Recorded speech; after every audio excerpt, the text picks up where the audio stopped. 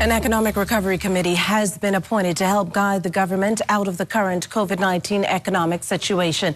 Leading the economic recovery committee are acting financial secretary Marlon Johnson and Providence Advisor CEO Ken Kerr, who've been appointed co-chairs. The 17-member team is expected to focus on restoring the macro economy, restarting a competitive business environment, economic diversification, tourism, transport, financial services, and labor. The committee will again focus on restoring the macro economy. In other news this morning, in terms of what's happening on the labor scene, Labor Director John Pinder telling us there was a Zoom meeting with the Tripartite Council on Sunday.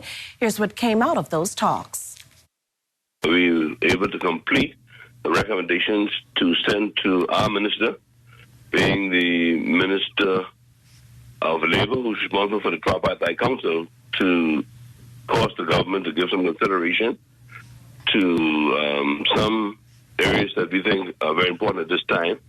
The main focus was on the extension of the 12 weeks period given to an employer before they make a determination on redundancy for the employers.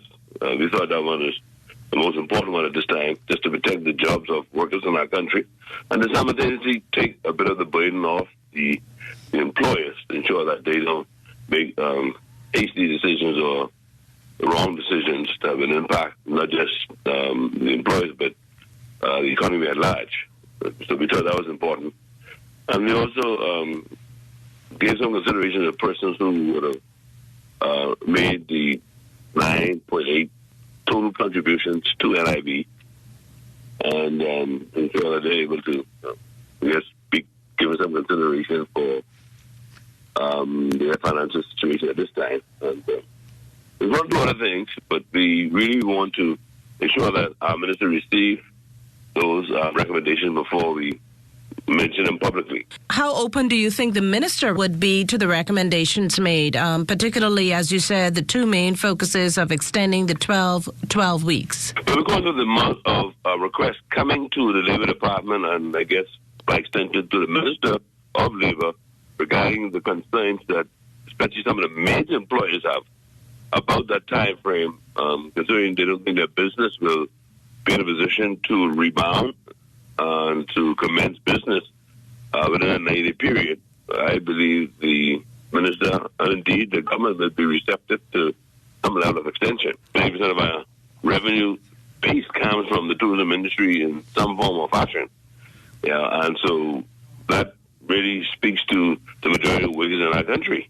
But we haven't given the government a timeline to get back to us. I don't know if we have that kind of authority to do so. The government has to be wise in their decision making.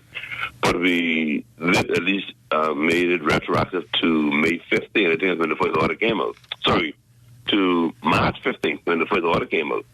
So I believe that may be given some favorable consideration. But let me say this, though.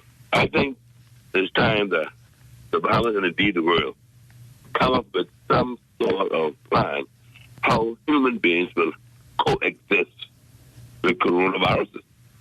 I don't see us being able to stay defeat this virus in any short time. Hearing other world experts talk about we may have a recurrence of this in November. So we have to figure out how do we coexist. I don't think we can cure this thing and stop cases from coming. I look at we have 80-some cases now. It's still a small amount of cases compared to the population in Providence.